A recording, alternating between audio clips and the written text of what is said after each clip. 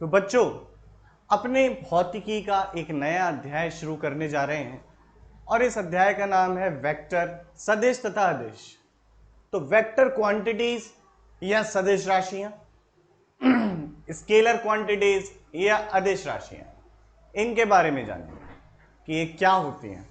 लेकिन बात तो सारी सही है, सदिश राशि हो गई, अदिश राशि हो गई, लेकिन भौतिक राशि क्या होती है ये जानना भी तो जरूरी है। ये सब जानने से पहले एक महत्वपूर्ण सूचना और बात यह है कि अगर जिस भी छात्र ने अभी तक चैनल को सब्सक्राइब नहीं किया है तो सब्सक्राइब करें भैया, और उसके बाद कमेंट में अगर आपको कुछ भी डाउट है वो पूछिए, साथ ही साथ बेल आइकन को दबाइए ताकि आपको महत्वपूर्ण सूचनाएं चैनल से संबंधित, विषय से संबंधित मिलती रहें। बच्चों, बात करनी है किस चीज की? हम लोगों को बात करनी है राशियां। तो भौतिक राशि क्या है? आप लोगों ने बहुत सुना है quantity, physical quantity. What is the physical quantity? क्या है भौतिक राशि? सोच के बताइए। तो मैं बताता हूं। भौतिक राशि जैसे चार्ज है, आप चार्ज को देखो, चार्ज से कुछ ना कुछ भौतिक घटना का पता चलता है, या वो किसी भौतिकी के नियम को बताता है, व्यक्त करता है। और चार्ज को हम नाप सकते हैं। तो तीन बातें मैंने यहां बोली। पहला, नाप सकते हैं। दूसरा, किसी भौतिक घटना को बताता है। तीसरा इंपॉर्टेंट पॉइंट, इससे किसी भी भौतिकी के नियम को व्यक्त किया जा सकता है। किसी भौतिकी के नियम को व्यक्त किया जा सकता है। ठीक है, तो एक फिजिकल क्वांटिटी क्या है, हमें बात समझ में आई। तो परिभाषा लिखे जरा, तो फटाक से परिभाषा देखिए क्या होती है फिजिकल क्वांटिटी की। वे राशियां, लिखते जाइएगा साथ साथ, वे राशियां जिन्हें नापा जा सकता है। पहली बात तो इंपॉर्टेंट, ये नापा जा सकता है तथा तथा इनकी सहायता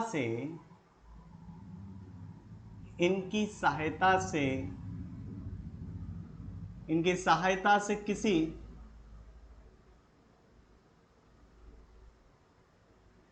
किसी भौतिक घटना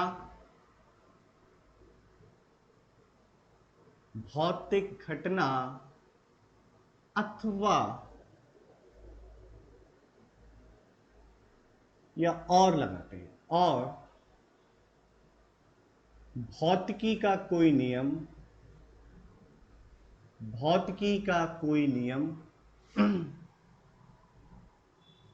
कोई नियम व्यक्त किया जा सकता है, एक्सप्रेस किया जा सकता है, व्यक्त किया जा सकता है, भौतिक राशि कहलाती है। बहुत अच्छी परिभाषा है ये आप लोगों के लिए, इसे नोट कर लें। अब देखिए उदाहरण उदाहरण के लिए जैसे आपका आवेश, उदाहरण आवेश। और क्या उदाहरण हो सकता है, सोचिए। द्रव्यमान, ये भी एक भौतिक राशि है। तो बच्चों, हमने पढ़ा भौतिक राशि क्या होती है। अब भौतिक राशि को पुनः विभक्त कर दिया गया है उनके व्यवहार के अनुरूप, और तीन भागों में विभक्त किया गया है। कौन कौन से हैं? तो भौतिक राशि के प्रकार देखिए। भौतिक राशि को इंग्लिश में फिजिकल क्वांटिटी कहते हैं। तो भौतिक राशि तीन तरीके की होती है। एक तो अनुपात होती है। क्या होती है अनुपात, समझेंगे।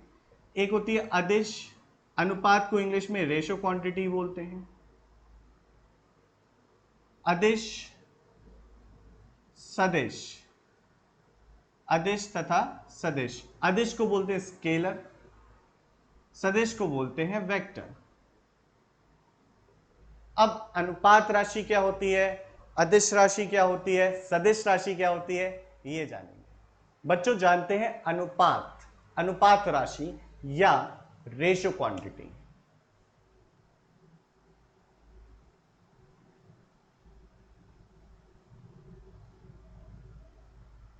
या इंग्लिश में क्या बोलते हैं, इसे जानना जरूरी है, रेशो क्वांटिटी।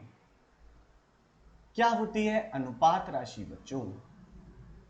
यदि कोई राशि, देखिए ध्यान से समझिएगा, मैं पहले एक्सप्लेन कर देता हूं। यदि कोई राशि किन्हीं दो समान राशियों का, किन्हीं दो समान भौतिक राशियों का अनुपात होती है तो उस राशि को हम कहते हैं अनुपात राशि या रेशियो क्वांटिटी।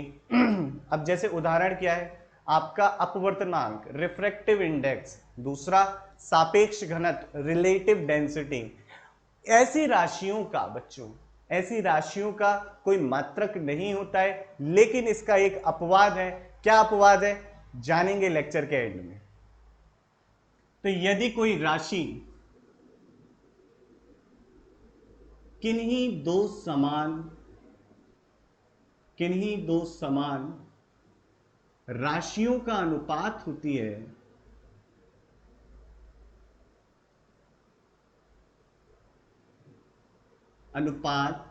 है, तो ऐसी राशि को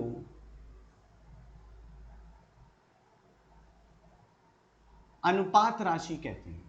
लिख लीजिए परिभाषा, कॉपी लेके बैठा करिए बच्चों और सारी की सारी चीजें नोट करते रहा करिए। बहुत महत्वपूर्ण, बहुत अच्छी अच्छी किताबों का मैंने अनुवाद करके आप लोगों के लिए ये नोट्स बनाए हैं और आप देखिएगा आपको बहुत मजा आने वाला है इस सीरीज में हमारी। अनुपात राशि यानी कि रेशियो क्वांटिटी कहते हैं।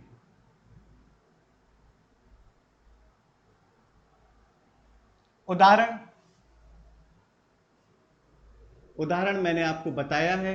पहला उदाहरण बच्चों, पहला उदाहरण है आपका अपवर्तनांक, इसे इंग्लिश में बोलते हैं रिफ्रैक्टिव इंडेक्स।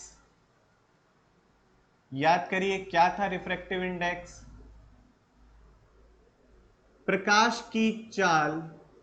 रिफ्रैक्टिव इंडेक्स अनुपात होता है किसका? प्रकाश की चाल वैक्यूम में यानी कि निर्वात में बटे प्रकाश की चाल दिए हुए माध्यम में।